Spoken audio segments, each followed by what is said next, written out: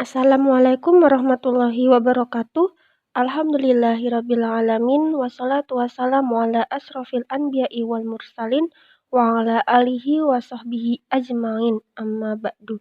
Pertama dan yang paling utama, marilah kita panjatkan puji syukur kehadirat Allah Subhanahu wa taala yang telah memberikan rahmat serta hidayahnya sehingga kita masih bisa diberikan kesehatan, keselamatan, kemudahan sampai detik ini. Salawat serta salam kita berikan kepada Nabi Muhammad Shallallahu Alaihi Wasallam yang telah membawa kita dari zaman jahiliyah menuju zaman penuh ilmu pengetahuan seperti sekarang ini. Perkenalkan, saya Diana Nugraheni, NPM 1904010021 dari kelas PAIA semester 5 akan mempresentasikan mata kuliah Psikologi Agama yang berjudul Manfaat dan Aplikasi Psikologi Agama dalam Proses Belajar Mengajar. Urgensi psikologi agama dalam pendidikan. Pendidikan dan jiwa keagamaan sangat terkait karena pendidikan tanpa agama ibaratnya bagi manusia akan pincang. Sedangkan jiwa keagamaan yang tanpa melalui manajemen pendidikan yang baik maka juga akan percuma. Dengan kata lain, pendidikan dinilai memiliki peran penting dalam upaya menanamkan rasa keagamaan pada seseorang. Pendidikan sendiri telah diperintahkan dalam Islam melalui firman Allah dalam Quran Surat Al-Alaq ayat 1-5 yang berbunyi, Bismillahirrahmanirrahim, Iqra' bismi rabbikal ladzi khalaq, khalaqal insana min 'alaq, Iqra' wa rabbukal akram, alladzi 'allama bil qalam, 'allamal insana ma lam ya'lam. Artinya, bacalah dengan menyebut nama Tuhanmu yang menciptakan. Dia telah menciptakan manusia dari segumpal darah. Bacalah dan Tuhanmu lah yang paling pemurah, yang mengajar manusia dengan perantara kalam. Dia mengajar kepada manusia apa yang tidak diketahuinya. Di bawah ini merupakan bentuk-bentuk pendidikan dalam upaya menanamkan rasa keagamaan. Yang pertama, pendidikan keluarga. Keluarga menjadi lingkungan pertama bagi anak untuk mengenal agama, karena keluarga khususnya orang tua mempunyai peran yang penting dalam menerapkan pendidikan agama Islam pada anak usia dini. Karena sejak dini, seorang anak sudah harus dilatih ibadah, diberi pengetahuan untuk menjauhi yang haram, serta belajar pengetahuan tentang bab halal. Allah Subhanahu wa taala berfirman, Bismillahirrahmanirrahim, wa'mur ahlaka bis-sholati wastabir 'alaiha, la nas'aluka rizqan nahnu narzuquka wal 'aqibatu lit-taqwa. Artinya, dan perintahkanlah kepada keluargamu mendirikan salat dan bersabarlah kamu dalam mengerjakannya. Kami tidak meminta rizki kepadamu, kamilah yang memberi rizki kepadamu. Dan akhirat yang baik itu adalah bagi orang yang bertakwa. Quran Surat At-Toha ayat 132. Yang kedua, pendidikan kelembagaan. Pendidikan agama di lembaga pendidikan akan memberi pengaruh bagi pembentukan jiwa keagamaan pada anak. Namun demikian, besar kecilnya pengaruh tersebut sangat tergantung pada berbagai faktor yang dapat memotivasi anak untuk memahami nilai-nilai agama.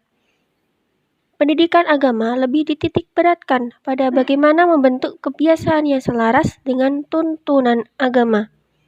Yang ketiga, pendidikan masyarakat. Masyarakat merupakan lapangan pendidikan yang ketiga. Peran psikologi agama dalam lembaga ini adalah memupuk jiwa keagamaan, karena masyarakat akan memberi dampak dalam pembentukan pertumbuhan baik fisik maupun psikis. Selanjutnya, peran dan manfaat psikologi agama dalam mendidik anak.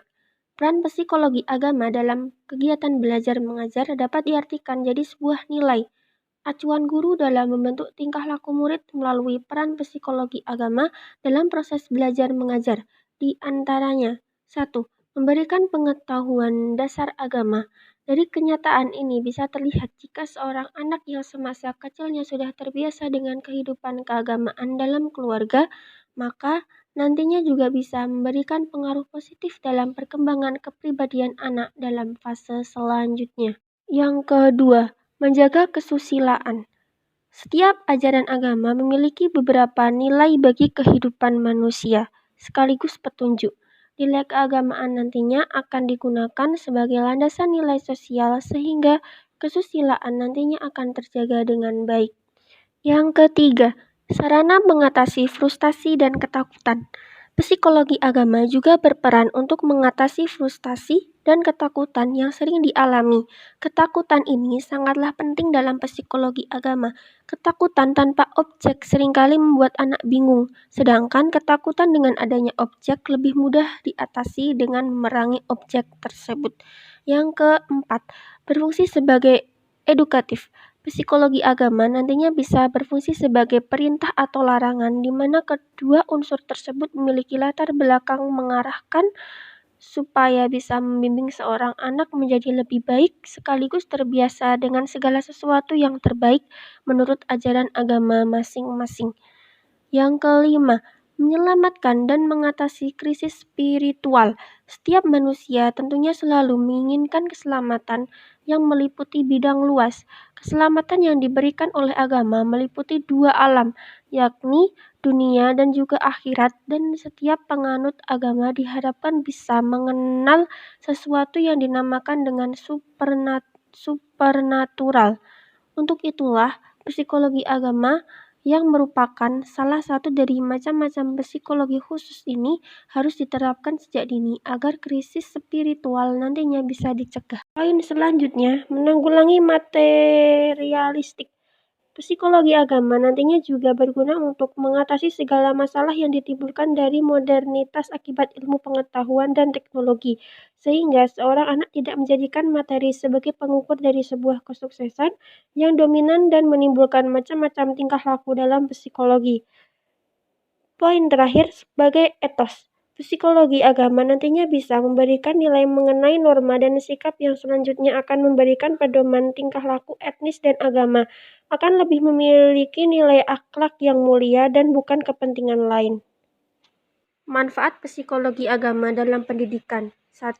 Manfaat secara teoritis, yaitu mengkaji tentang perilaku-perilaku jiwa keagamaan, mengakomodasi dan mengembangkan pemikiran-pemikiran perilaku keagamaan. Kedua, manfaat secara praktis, yaitu dapat memahami perilaku-perilaku keagamaan yang didukung oleh motif-motif tertentu, sehingga kita dapat membimbing orang yang berperilaku keagamaan tersebut. Ketiga, manfaat secara normatif, yaitu dapat melihat perilaku keagamaan secara proporsional yang mendorong masyarakat dapat hidup saling menghormati antar pemeluk agama sehingga tercipta kerukunan antar umat beragama dan antar umat seagama.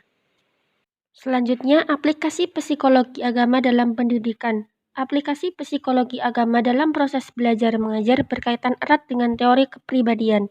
Di dalam teori Sigmund Freud yang diantaranya dapat diaplikasikan dalam bimbingan, yaitu pertama, konsep kunci bahwa manusia adalah makhluk yang memiliki kebutuhan dan keinginan. Konsep ini dapat dikembangkan dalam proses bimbingan dengan melihat hakikatnya manusia itu memiliki kebutuhan-kebutuhan dan keinginan-keinginan dasar. Dengan demikian, konselor dalam memberikan bimbingan harus selalu berpedoman kepada apa yang dibutuhkan dan yang diinginkan oleh yang diberikan konseling, sehingga bimbingan yang dilakukan benar-benar efektif. Yang kedua, konsep tentang kecemasan yang dimiliki manusia dapat digunakan sebagai wahana pencapaian tujuan bimbingan, yakni membantu individu supaya mengerti diri dan lingkungannya, mampu memilih, memutuskan dan merencanakan hidup secara bijaksana, mampu mengembangkan kemampuan dan kesanggupan memecahkan masalah yang dihadapi dalam kehidupannya, mampu mengelola aktivitasnya sehari-hari dengan baik dan bijaksana, mampu memahami dan bertindak sesuai dengan norma agama sosial dalam masyarakat. Yang ketiga, konsep psikoanalisis yang menekankan pengaruh masa lalu atau masa kecil terhadap perjalanan manusia. Walaupun banyak para ahli yang mengkritik, namun dalam beberapa hal, konsep ini sesuai dengan konsep pembinaan dini bagi anak-anak dalam pembentukan moral individual. Dalam sistem pembinaan akhlak individual, Islam menganjurkan agar keluarga dapat melatih dan membiasakan anak-anaknya agar dapat tumbuh berkembang sesuai dengan norma agama dan sosial. Norma-norma ini tidak bisa datang sendiri, akan tetapi melalui proses interaksi yang panjang dari dalam lingkungannya. Bila sebuah keluarga mampu memberikan bimbingan yang baik, maka kelak anak itu diharapkan akan tumbuh menjadi manusia yang baik. Keempat, teori Freud tentang tahapan perkembangan kepribadian individu dapat digunakan dalam proses bimbingan, baik sebagai materi maupun pendekatan. Konsep ini memberi arti bahwa materi, metode, dan pola bimbingan harus disesuaikan dengan tahapan perkembangan kepribadian individu, karena pada setiap tahapan itu memiliki karakter dan sifat yang berbeda.